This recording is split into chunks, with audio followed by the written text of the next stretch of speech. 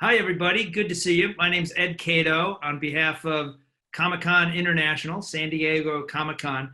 I'm thrilled to moderate another educational panel. This one is all about the complexities of teaching graphic novels on college campuses in 2020, which of course is a year unlike any of us can remember, with its own set of challenges and issues. But at the same time, pop culture is at a point where there's a lot of things to wrestle and understand and learn about in this whole idea of teaching graphic novels or comics on campus. I'm joined by a stellar group of professionals. I'll introduce them in just a moment, but before I do that, I just want to say this is part of a series of educational panels that San Diego Comic-Con will be releasing about once a month through the fall season. So with that in mind, we'd encourage any feedback. If you want to reach out to myself or any of my colleagues on social media with questions or things that you'd like us to explore in the next panel or subsequent panels, that would be great. If you also want to put it in the comment section of this YouTube, that'd be another good way to do it too.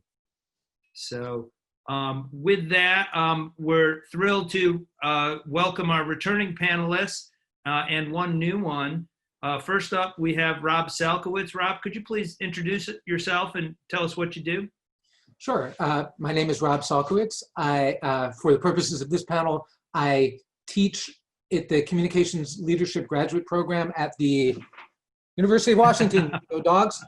I teach the comics class in the spring. In the fall, I teach a class called Future of Marketing, which looks at commercial communications in a little bit of a broader way. But in the spring, I teach Comics as Communication Platform, which looks at comics not just on their own terms as graphic literature, but also as a springboard for other kinds of media projects and as part of the larger media ecosystem. I read about all this stuff for Forbes, ICV2, Publishers Weekly, and I wrote a book called Comic-Con and the Business of Pop Culture that now makes me the guy that wrote a book about Comic-Con. Oh yeah, also makes you the guy who makes homework for my students because we love to use that at Ithaca College, that book. Great book. Speaking of Ithaca College, could I please ask you to introduce yourself, Darlin? Sure. Hi, I'm Darlin Overbaugh. I'm a lecturer at large at the moment, looking for an institution. But I've previously worked with Ithaca College with Professor Catto in the unusual standpoint of teaching events, particularly in relationship to comics culture. So in this regard, it's Ithacon, which is would have been 45 this year. We'll still do a 45, but that in the other context, I also am a researcher. So I'm currently conducting research on the future of comics culture events, conventions, and how we can take from the old, learn from the new, and move forward to the future. That's great. Thank you, Darlin. That's great. Paul Levitz, thrilled to have you as well. Could you just please give a brief introduction for our audience? So in following Rob's logic, in context of this panel, I teach undergraduate at Pace University in Manhattanville. Graphic novel is literature and writing the graphic novel.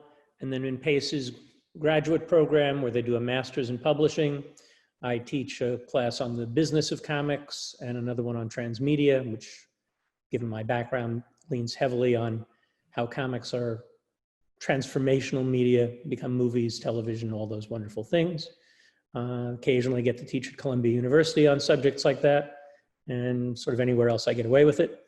In between that, I occasionally still write a comic or a graphic novel. And before it, when I had honest work, I was running DC Comics for decades and decades. That's right. Great. Thank you, Paul. Good to see you again. And Frank Cammuso in nearby Syracuse University. Good to have you here. Thanks for having me in. Yeah, I'm Frank Cammuso. I teach comics and sequential art at Syracuse University. This semester I'm teaching sequential illustration. Next semester, I'll be teaching drawing comics and history of comics. I'm also a graphic novelist and writer of comics. So, yeah, fantastic. Good to see you. Good to see you, Frank. And for this go around, we have a new panelist, Chris Irving. So glad to have you here. Thanks for coming on board. Yeah, sure thing. I'm Chris Irving. I'm an associate professor at Virginia Commonwealth University here in Richmond, Virginia. I teach in the Communication Arts Department. And I teach history of visual communication. Every year it's a big lecture class. I teach an online course on the superhero, which is a genre study. I'm currently teaching a class called Star Wars Decoded. It's a film studies class towards the first Star Wars. And I've offered comic book history, comics to film. I'm also working on a PhD in the Media Arts and Texts program. And I'm shifting my studies because I have been a historian and journalist for a while, written a few books and several magazine articles, but I'm starting to shift more. Yep, Leaping Tall Buildings was my last big one with the late, great Seth Kushner. I have a couple of his photos up behind me. But I'm also I'm starting to shift my area of focus into more of the media end of things, including like what Paul talked about with transmedia, trying to really explore and break down the synergy between comics and film and television and even radio, which is probably going to be my next big book whenever that happens. Cool. Yeah. That's great. That's great. Good to have you all on board. Let's jump right into it.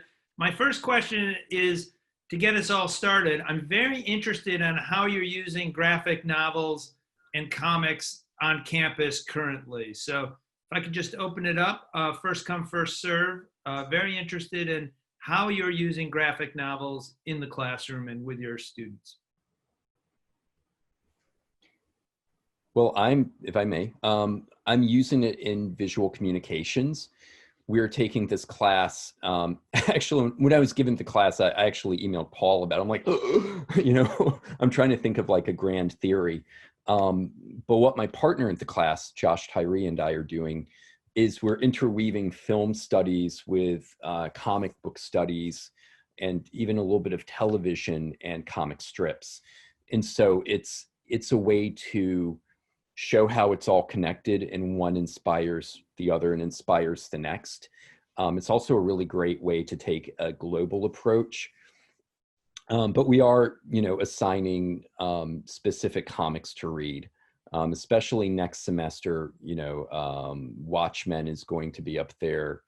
The Dark Knight Returns, Mouse, Fun Home is another one that I'd like to teach, as well as American Born Chinese. But I will say the beauty of comics, especially today, is that we can take a multicultural approach that's very personal, per the creators, especially in work like American Born Chinese or Stuck Rubber Baby, so that our very diverse student body can see themselves in the work. And I think that's empowering for these, because our guys are future storytellers. They're all going to do comic books, video games, Sure. Concept design for film. So we're trying to really kind of gear it more towards that in a storytelling kind of approach as opposed to any other.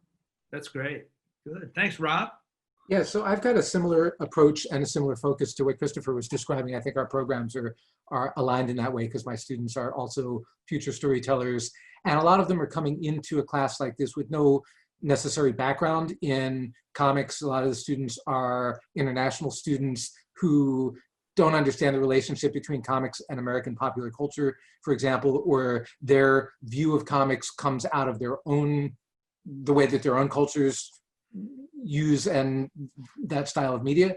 So in the structure of my class, the first class, we look at the anatomy of the medium through the eyes of the Scott McCloud approach and sort of give them the building blocks of how do we talk about comics, how do we observe comics in a formal way that goes beyond the structure, how do we decode the visual language of comics. And then when we introduce graphic novels, in that module of the class, it's as an application of the theory, right? So we talk about here's how comics work, and here's how practitioners of comics working in long form have used the language of media to do all kinds of different things. So each of the students selects, I have a couple of books, depending on who my guest speaker is, I'll assign a book by the guest speaker because we'll have a practitioner talk about their work and their approach. But I'll have, usually there's 12, 14 students in the class at seminar style. They'll each pick one from a list that appeals to them. I give a wide range of genres. And when the students come back and talk about the stuff that they've read, we end up getting a really diverse range of opinions and reactions and ways that this applies. And we also expose the students to comics as nonfiction, comics as literary and memoir, comics as journalism, comics for YA and young readers. So all of these different purposes of comics and graphic novel storytelling come to the fore, and the students get the sense that, oh, wait a minute, this is a much bigger world than I thought it was. And that's primarily what I use it for. Oh yeah, great, good. Let me jump on something Rob said, because both of these approaches certainly overlap with mine. But Rob talked about using Scott's book, which is a wonderful resource. I usually now use it in conjunction with How to Read Nancy, which I describe as close reading on steroids. And what I find interesting about How to Read Nancy, I don't usually ask the kids to read the whole thing. I ask them to read the introduction and then to pick out 2 or 3 sections to comment on and bring them into the discussion from there. Because the format of the book, for those of you who haven't seen it, the authors pick apart a single daily Nancy strip that Bushmiller did, and nicely done, Ed. I assume that's it. They take that single strip and rip it apart for every one of the techniques and elements that are in it. So if you just take 2 or 3 elements and you start thinking about how a panel is composed, how a gesture makes a difference, how the emotion lines can make a difference in the process, you start thinking about the wider range of what you can do in comics. And I think those 2 books complement very nicely for the writing students. It's sort of high theory and way intense practice. And somewhere in between, we find the reality of craft in the deal.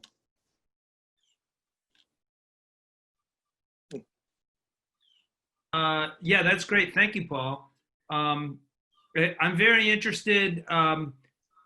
I think one time you told a story, or maybe Karen told a story, how with your deep Rolodex, you probably get the best guest speakers to dial in. And was there a tale when you were teaching Sandman one time and you surprised your students? I did a Columbia summer course this year that was graphic novel is lit. And we had a lot of fun with it. I had Jerry Kraft, who just won the Newbery, come in, who I didn't know well. Nate Powell zoomed in. And then the story you're alluding to, Ed, I was coming up on the class and I noticed, okay, I'm teaching Sandman tonight, plenty of stuff to talk about, but I realized Neil was stuck in Scotland without either Amanda or Ash with him. So I sent him a fast text and said, hey, if you're bored tonight, come on over. And he zoomed in for about an hour. And of course, we had a lovely conversation. God knows what hour it was in Scotland. This was an evening course, so probably 2 in the morning. But 5 hours ahead.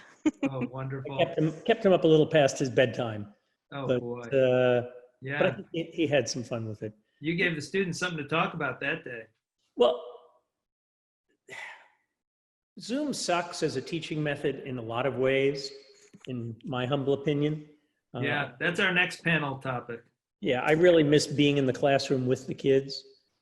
But the thing that it's extraordinarily good at 2 things for me. One, it's got the kids' names up there, and I really stink at memorizing the kids' names early on, so I can use that maybe to bond a little bit more quickly. But the ability to get guest speakers is just tremendous by comparison.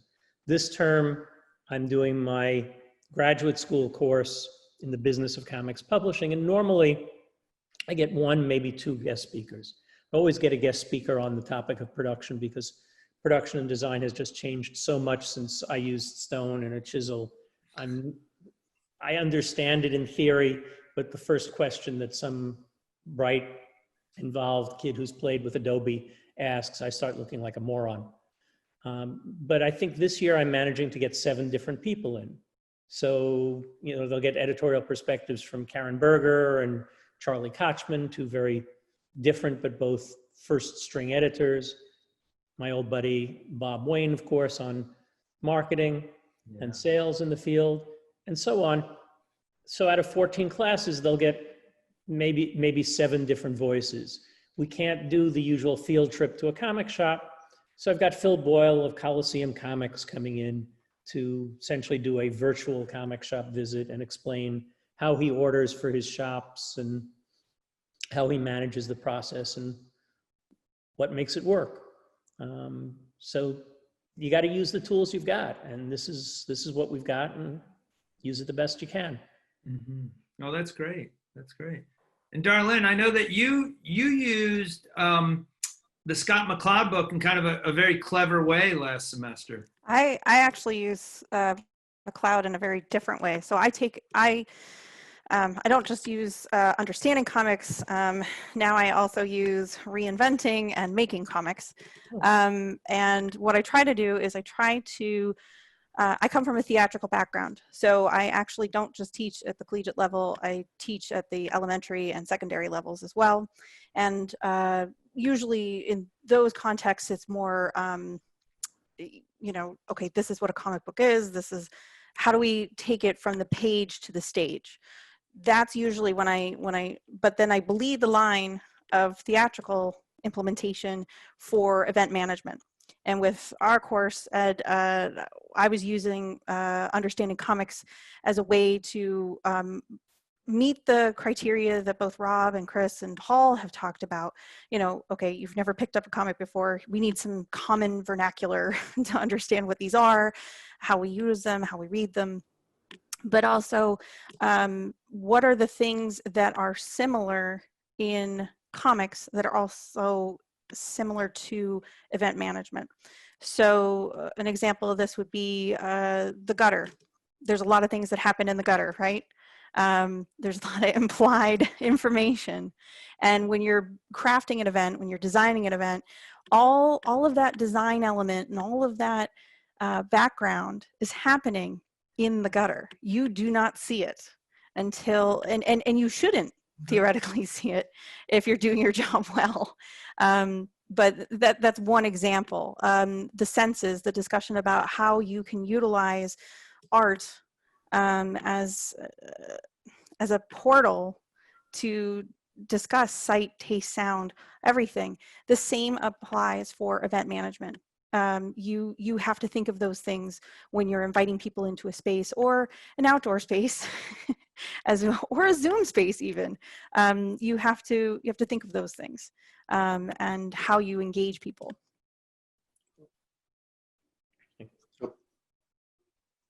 You might be muted, Ed.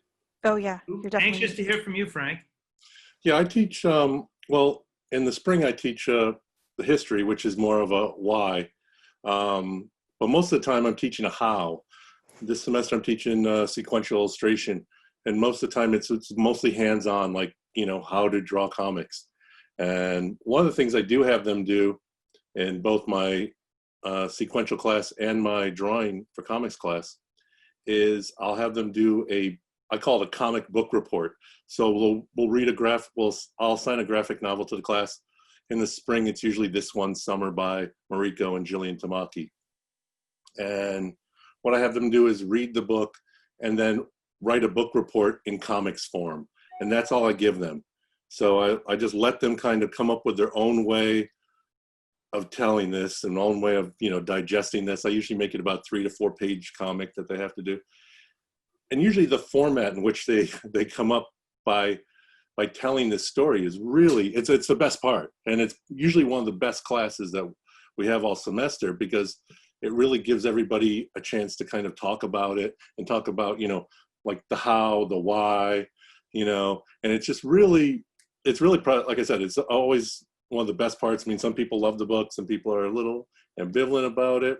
I mean, everyone loves Jillian Tamaki's drawings anyways, but it's, you know, it's one of the things that it's one of my favorite assignments, and it really gets the kids engaged, and that's really, and for the comics class, I don't teach them like how to draw a nose and stuff. I usually just throw them in and just say, just draw. I don't care how you draw. I just want you to communicate visually.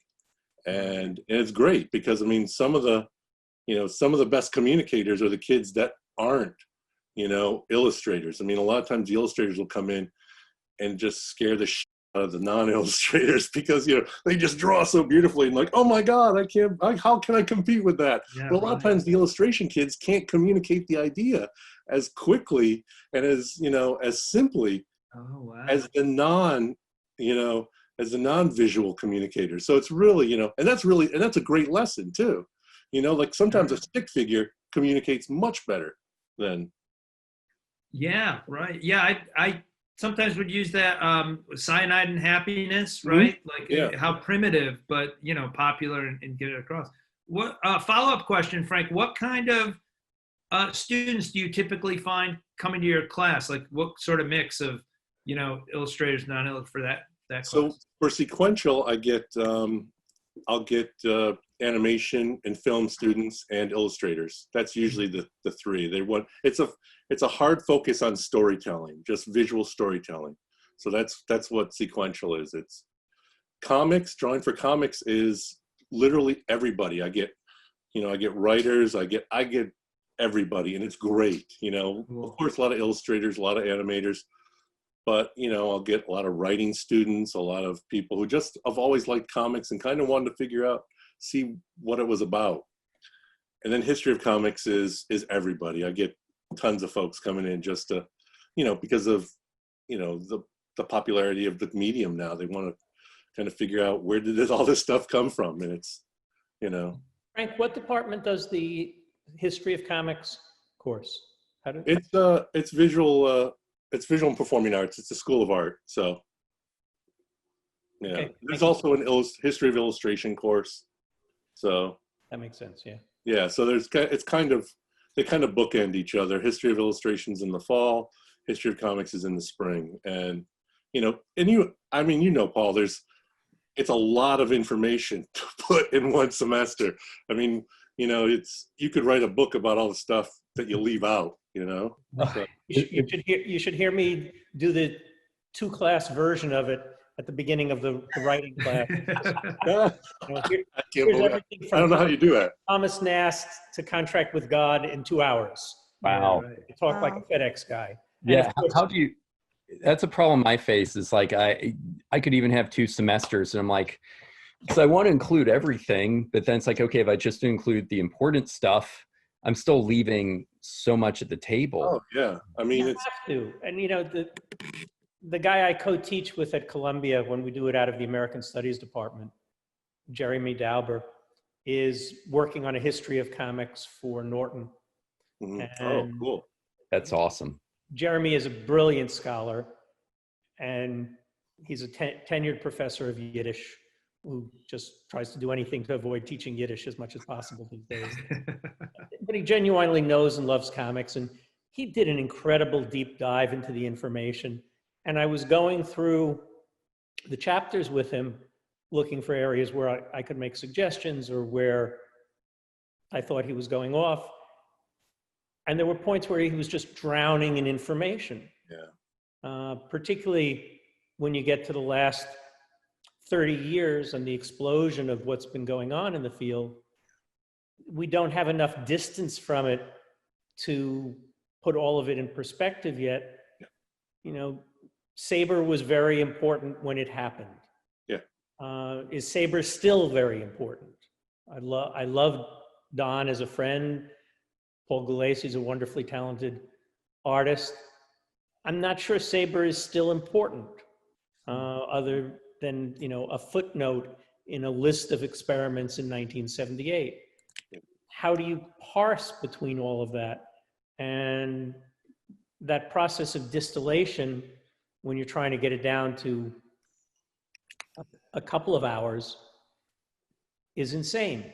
If you're trying to do it in a term, you can tell the history of comics in a turn. You're going to leave a bunch of stuff out, but you have enough time to talk about a reasonable level of the topics and get into some measure of depth. There you go. Wow, that was fast. It is. Well done. I just interviewed Don about Saber yesterday, in fact. So that's a funny one that's much on my mind. Yeah, I've got to talk to him about a thing today at 3, Rob, and it's like He's still relevant. That means he's still relevant. Well, the man has a lot to say. Yeah, I actually need to talk to Don because I haven't talked to him in years. So I don't know. I think I sent him a Facebook message because I really want to talk to him in general, but also we've never formally, done an interview. So please let him know. I would love to chat with him. Sure.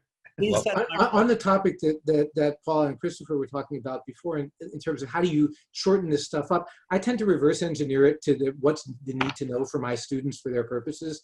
And again, I'm thinking like the students in this class are there primarily to understand the relationship between comics and the rest of the media universe. So I tend to compress the history of comics into the ways that it's touched on larger popular culture rather than events that are local to the internal history of comics, more where does it break the surface in terms of the phenomenon of Superman as a merchandising and licensing thing in the 30s and 40s, the seduction of the innocent and the crisis around popular perception of comics in the 50s, sort of comics re-emerging as kitsch in the popular culture of the 60s, and then, the going underground basically from a pop culture perspective in the 70s and 80s to become this very fertile field for deep imaginative stories that turn out to be tailor-made for the streaming media binge-watching era, because comics writers and creators had perfected that kind of storytelling in the woodshed when nobody was paying attention. So those are the points of the many ways that you can approach it. To me, for my purposes, that's, and it's by no means an exhaustive history. And I do try and give, especially for the students that are not coming out of an American cultural perspective, some view of where American culture was at those times and how this played into some of the other stuff that was going on. But that in itself is it's like a 2.5-hour lecture. I quote extensively from, there's a couple of great documentaries. I show some interviews with folks from the Comic Book Confidential documentary from 1988, from the Cook's Will Eisner documentary from 08, 09, including some firsthand stuff from Will, and just to hear it as much in their own voices. But that's basically all the comics history that I try and squeeze in there. So Rob, the one lens I would argue slightly differently in doing the history is the word technology. Because I think at the same time, the broader culture is enormously important, of course, and seeing how that progresses and that affects it. But what's happened with comics is so linked to the changes in technology, from the evolutions in printing that allowed the yellow kid to exist, the evolutions that allowed the comic book, the more modern stuff where the web comics and the freedom to create and all the things that, Chris, I'm sure you're covering more accurately and more intelligently than I usually do in terms of the evolution of visual communication. I knocked that off in one lecture, from the dawn of the infographic and Napoleon's invasion of Russia on through desktop. Yeah, you're giving me a little too much credit. I'm not going to turn it down, but I more official scholar than I am. Yeah, well, I appreciate that. It actually means a lot. What we have been doing in VisCom, and I took the class over 2 years ago, and it had been taught based off Philip Meggs's book, A History of Graphic Design.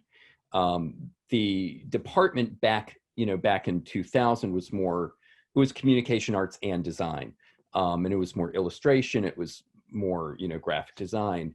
But we're now, our department chair, Ty Ruben Ellingson, worked at ILM for 5 years. Then he did a lot of concept design for Guillermo del Toro. He's an amazing guy. But he's really been helping kind of push it more into, kind of an entertainment design thing.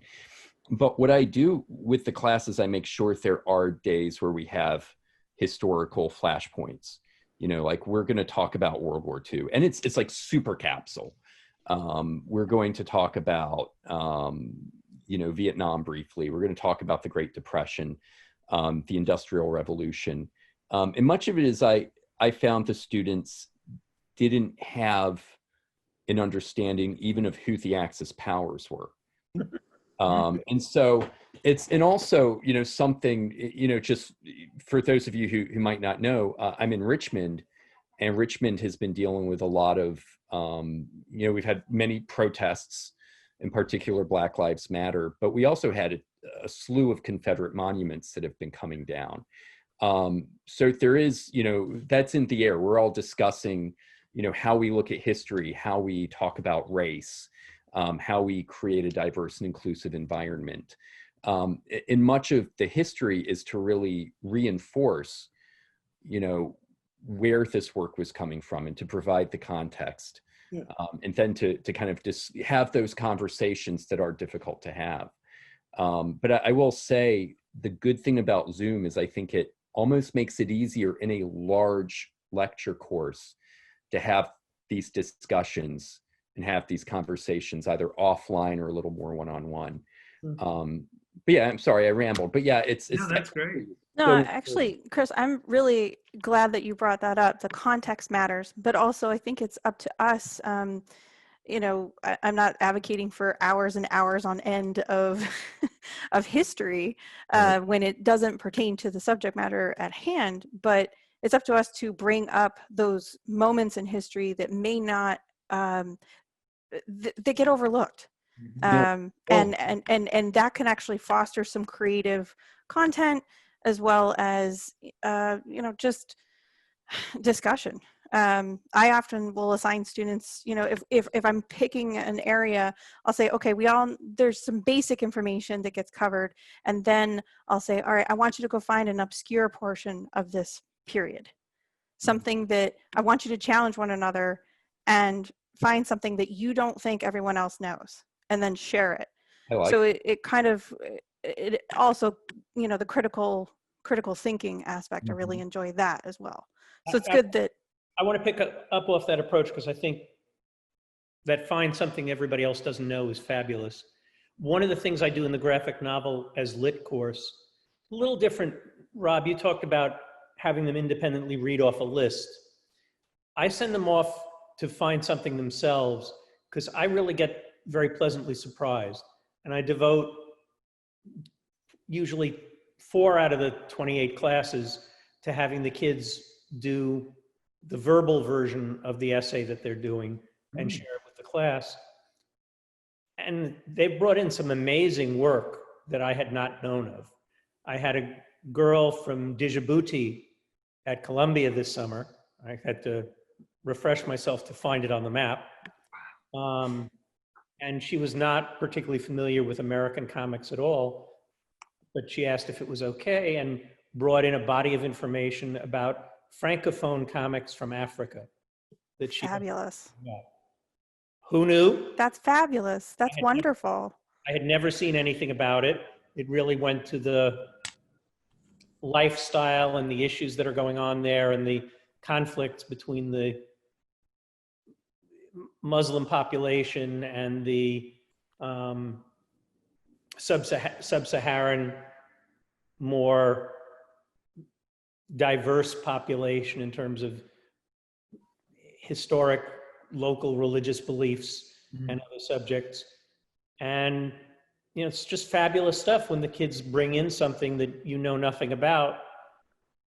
You get educated. Yeah, I mean, I accept it like, by permission of instructor, right? So they can propose to me one, and a few years ago, and it's great because there's generational issues and there's all kinds of blind spots that even those of us who pay attention to the industry. So in 2017, one of the students wanted to do Nimona, which I had no awareness of. Like I kind of knew Noelle from Lumberjanes, but I thought, like random YA, graphic novel. It's like, okay, if you have something to say about this and this has some formal qualities to it that you think that you can use as a springboard for this assignment, be my guest. And it was hands down the best assignment that has ever been done in the class to this date, because she had been intimately following all of this stuff when it was on the web, and she was able to pick through in a really sophisticated way all the stuff that was going on, and it's given me an appreciation of that work as one of the best graphic novels of the decade that otherwise I probably would have gotten through my filter, because it's just not in my frame of reference. That's great. Oh, too much stuff now. Yeah. Even for comic book stores, they don't carry everything because there's too much of it. Yeah. And Sure. so why would we all have knowledge of everything? And I think that's part of the dynamic. And I'm sure, Rob, your student was passionate about it, right? And therefore, they're going to be more passionate about telling you about it and researching it. And I think there's that confusion between passion and academia. And it's like, well, and sometimes, you don't want it to cloud your judgment, of course. But if that's part of our job, is to inform how to make sure it doesn't cloud your judgment and you get your point across in an academic way. Yeah, absolutely. And Frank, let me tee up the next question. But before that, I just want to say I've had some success with some less traditional ways as well. So for one of my entrepreneurial classes, I'm using this book, which the fellow from Honest Tea, created as a graphic novel. Heidi McDonald interviewed him at a convention. I'd never heard of it before, and I found it fascinating. So this book with these illustrations by Choi, hits all the important things that I need to teach, but it's unlike any other textbook that these business folks are getting. Thus far, the reaction has been enormously positive. I'm just thrilled. There's another thing that I'm doing now that's kind of interesting. We'll see how it turns out. So I partnered with a bunch of different publishers. One, Aftershock, has this book, Undone by Blood. We worked with them last year as well. And we had them read all 5 issues, which made sense because they just made their big television announcement, right? So all of a sudden the students, will be able to use this as a learning opportunity for, how a property kind of starts and then goes. That leads me to my next question, where I'd really like to ask, what has been the reception from folks who maybe were not the predisposed folks who students who love comic books? And I'm also very curious, like, what the perception of the rest of academia is, when you're teaching a lot of these topics. I imagine, 40 years, people would have sneered. I hope now there's at least a, begrudging admiration for it, but I don't know. So let me ask our panelists that. Well, I always start the lit course by citing the fact that when Tolkien was on the Oxford faculty about a century ago and was asked as part of a committee whether the novel belonged as a form of literature, and he thought it was too soon. Wasn't ready to be admitted to the canon. So if there's people sneering at us, we're in a grand tradition. On the student side, I've had the wonderful experience of having students tell me that the work got them interested in reading again, period, in some cases.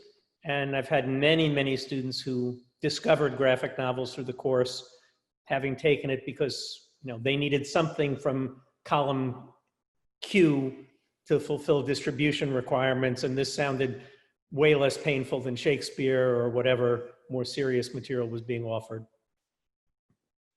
Yeah, great. Yeah, thanks, Paul.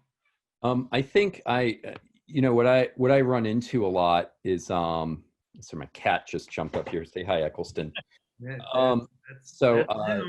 What I run to and this is part of what I love about teaching these students, is I make it very clear. I'm like, guys, I'm 43.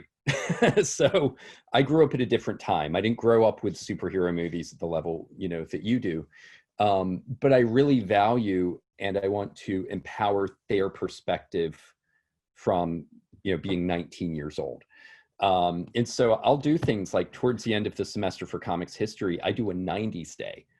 And I find some of the worst 90s grim and gritty comics I can. And I'm like, okay, we're going to look at this, and I want you to just be honest. And it is the best icebreaker, because I have, these students are illustrators, right? They're highly trained, and they're just like, what? The reactions are wonderful. But what I've learned at VCU, so VCU is the university that's been needing and demanding a comics program for a while. Tom DeHaven in English, one of my mentors, Tom was, teaching a graphic novel course as he could, which I guess would be every couple of years, not frequently enough. We have one of the best special collections in the country that Cindy Jackson is the librarian of. It's all comics and comic art. And it's at the point now where I usually just get everything I need for research there. But so there's a demand for it, so I don't face too much. My classes usually fill, even the ones that hold up to 70 students, and we have to have a waiting list. So there's a demand for it, and there's a lot of excitement and energy for it. My online class, the superhero decoded, that always fills up about 40 students. So, I'm lucky. I know it's not that way everywhere. Yeah. I teach an elective in a small program, so there's maybe 70, 75 students in the entire graduate program that have a wide diversity of interests, and it's a professional program, so it's almost like an MBA, but for communications specifically. So a lot of the students are in there for either a professional credential for their work, or they're trying to, upskill themselves in a particular area like UX design or narrative design for video games or something like that. So I'm always fighting for enrollment, and I'll do the class with, usually 7 to 15 students is a sweet spot. But if I can give some praise out to my department leadership, they're, after an initial period of skepticism about this class, they're 100% behind it. They have allowed and encouraged me to do it, even with small numbers of students in times when there's been lower enrollments on it. They've been supporting it and keeping it alive. And over the last couple of years, consistently, students in my class are winning the department research awards or department awards for their academic stuff. I don't take any credit for that. That's what I'm saying is I'm getting smart and talented and top students in my class, and it's doing well in the ratings, for how they evaluate this stuff. So I'm pleasantly surprised, because I feel like I teach the marketing class, and that one fills up the instant that it's, available. And I know they want me teaching that more, but they're very, it's to me, it's a good opportunity, and it's a good, whatever approach that I'm trying in the class, they're being very supportive of. So that part is terrific. It makes all the difference. My chair, Ty, I started teaching a comics history class as an adjunct, and I was thinking English and wasn't having any luck. I never would have thought comm arts, but Ty has encouraged and really kind of nudged me towards doing media studies, which is what I needed. But I will say, like, kind of the student thing, I have a student who procured a grant that I mentored to write a paper on Nightwing as a queer icon. Yeah, I did my thesis on the Batman TV show camp and persecution of homosexuals in the Cold War. So it was really cool to do that. But then that student interned at DC one summer and was interning at Marvel when COVID hit. Oh, jeez. And it's great to see that. You want it, it's like, it's amazing. And it's a good way to live vicariously, I think. Yeah. I think one of the points that Chris brought up, in his case, Tom DeHaven, there's a lot of comics supportive people hidden in academia in my generation. So, you know, wandering around Columbia, getting in there, and you'd notice David Hagew, who did the 10-Cent Plague, is on the faculty of the journalism school. And, you know, completely supportive. You've got comics being taught in the French department as part of Lit. We don't have comic studies departments much of anywhere yet, or even programs. There's a couple of programs where you can minor in it. Maybe one or two places on the globe where you can get a degree in it. In Europe's got a couple of them at this point. But we've aged up the generation. You know, the comic fans of my generation, whether they were active fans doing fanzines like I was, or simply people who were reading the first tranche of the Marvel comics that Stan, Jack, and Steve did, or the books particularly that Julie Schwartz was doing at DC, those books were being written to a smarter bunch of kids. And some percentage of those kids ended up going into academia, and they feel positively. We don't have a real presence yet in senior faculty of people who grew up post the graphic novel being real. We're going to see that, you know, that's, Rob, you're even a little too old since you admitted your age or Chris, to have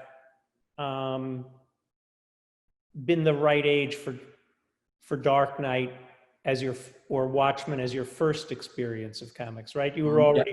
Yeah, I'm 43, so I read Dark Knight I have it right up here in the complete Frank Miller Batman. I was in 7th grade. No, so maybe I was like 12. Yeah. So that age group is beginning to get tenure, but they're not usually chairing departments yet in most places, or having heavyweight authority. But over the next few years, we're going to see that group that takes the graphic novel as normal for granted in much more authority. And I think that'll really be what will crack the comic studies area wide open. Well, yeah, it's completely generational at this point. I mean, when I went to SU as an undergrad, you know, there was certainly a pecking order. I mean, it was fine arts, illustration, and if you were comics, you were down below. You were pond scum. I mean, it was not accepted as an art form, and now it's just, you know, it's completely different. I mean, you know, it used to be 80% guys and maybe 20% women. Now it's completely flipped, you know, and it's going to just get more like that. I mean, you have people like, I mean, there's a generation coming right now of people who grew up with Raina Telgemeier, you know, and I can do that.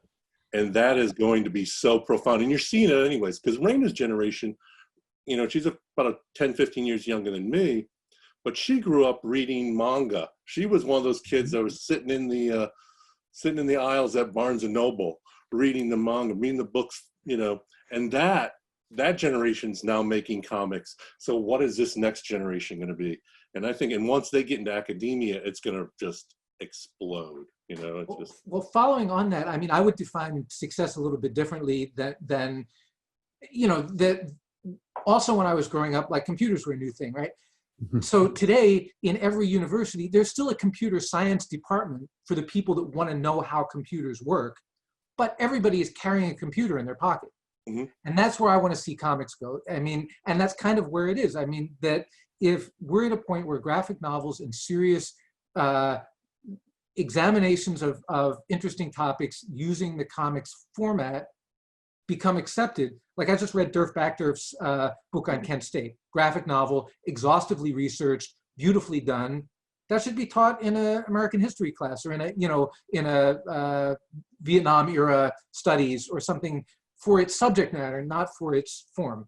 And all across, we can think of examples everywhere in that for, women's studies, African-American studies, queer studies, all of those kind of things should be incorporating texts done in a graphic novel style or format alongside prose books purely for the informational value, and in every other area that we can think of. And when that happens, then I think that's when we see that comics have been sort of mainlined into the academic mainstream,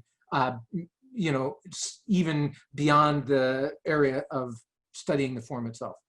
If I may actually build off that, it's part of why I'm starting to really view comics as media, because they are just as valid as film and television. And when I went to VCU from 95 to 99, and Tom and also Tom Inge, really them, and of course like Maggie Thompson, John Cook, who I was writing for, really helped me feel supported.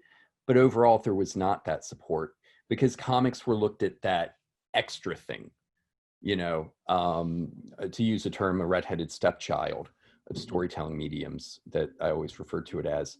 But it's, I think it's so important for me to start teaching it in the broader, range, as in, look, this is as important as film and television and radio and comic strips, and this is why.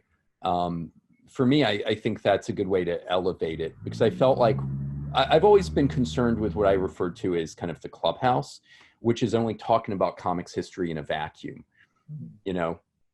And much of my work as a historian has been kind of against that. But it's always been, you're seeing it now. It's always been what's been going on. Who had access to tell stories? Why were they telling these stories? We're just seeing it now. And that's why it's even more exciting, because now a more diverse group is being able to tell their stories. So, that is like, it started, like the Superman thing, it was immigrants, he's an immigrant story, and it keeps on building, and it gets to this. Go ahead, Paul, you can probably. Because I think you're on a very important point there, but there's two levels to it. Mm-hmm. One, everybody's got access, but that computer we've got in our pocket has had, I believe, two very dramatic effects on the civilians of this generation. One, they have storytelling power that we never had before. Mm-hmm. You now have better equipment in your pocket than a film studies major had, or a film major had a generation ago. Truly. So you have an enormous number of kids who feel empowered to be creative. Most of them don't have anything to say, so they'll fool around with it for a little bit and then they'll give up. But from that, we discover many more. There was a wonderful anecdote years ago when we had that studio in the Philippines, and Joe Orlando traveled over there to ask the Minister of Culture of the Philippines, who was at the time a former cartoonist himself, essentially, you're a crappy little country. How do you have so many wonderful cartoonists? And his answer was, well, in America, you don't think everyone can be a mathematician, but you teach everyone to add and subtract, multiply and divide. In the course of it, you find out who has ability, and you discover your mathematicians. Here, we think everyone should know how to draw a horse. And I don't know how to draw a horse, and nobody ever taught me how to draw a horse. Oh. Frank, you can try if you really feel tough. It's tough. Do they have 4 legs or 3 legs? I can't remember. Yeah. But the other, which goes to the visual communications media history, the kids are communicating visually now. Mm-hmm. The emoji, the GIF, it may not be comics, but it's way closer to comics than anything kids were using as a tool even 7 or 8 years ago. Sure. And it's pervasive. Yeah, so they're thinking in our language, whether they realize it or not. Exactly. That takes us back to, to Scott McCloud. Everything we have now is visual, right? It's all icons. It's just we have won. We win! Yay! We won. Now what do we do? Oh, Yeah, well, that's that's great. And you know what, panelists? I think that's probably a great place to end up. Thank you all so very much. It's been an engaging conversation. Can we just go around the room real quick? If you can tell the audience the best way to reach you, either social media or email. Start with you, Frank. Oh, I'm on all the forms, Twitter, Instagram and Facebook, and you can check out my website too, Cammuso.com. I have an email there, and so I'm everywhere, man. Great, thanks, Frank. How about you, Rob? What's the best way to get a hold of you? On Twitter @RobSalk and robsalkowitz.com. That's great. Good. Darlin, how do we reach you? Yeah, I'm Twitter, Instagram, and Facebook at Comics in My Life, as well as comicsinmylife.com. Oh, fantastic. Paul Levitz, how do people get a hold of you? Probably I'm not on as many places actively. The easiest to catch me probably would be on Facebook under my own name. My website is paullevitz.com. The Ask Me section would reach me as well. That's great. Good. And Chris, how do folks get a hold of you? I'm on Twitter at Drawn Word Cards. That's for my business. I have a Facebook, but I don't really get on it much. Also, ChristopherIrving.com. You can contact me that way. Oh, that's great. Well, good. And I'm Ed Catto, Facebook, Twitter, Ed Catto. In my role at Ithaca College, E. Catto at Ithaca EDU. Thank you very much, panelists. Great discussion. Certainly appreciate it all. We'll look forward to seeing all of you next month for our next in a series of educational videos from San Diego Comic-Con. Thank you all. We'll see you soon. Thanks so much. Great to see everyone. Yep. Bye-bye. Bye. Thank you. Well, Thank you. Bye now.